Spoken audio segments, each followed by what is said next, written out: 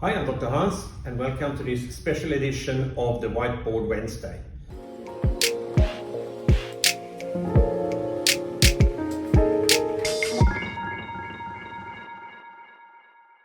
Today we're going to go through the setup of the Backyard program with slightly improved graphics.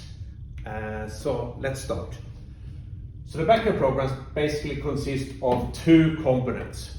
It's got a video library with all explanations, and it's got a long list of DNS trained professionals to supervise the progress.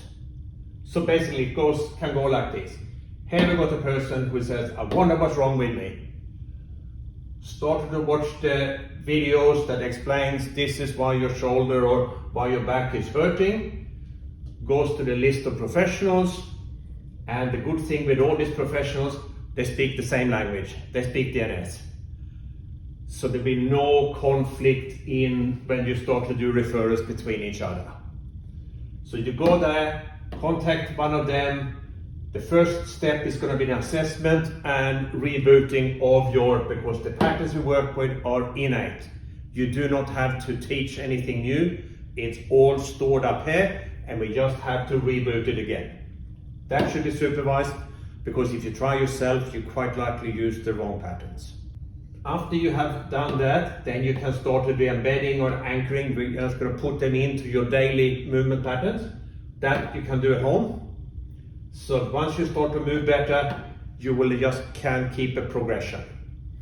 The other way this program can work is that this person comes to, say, the practitioner.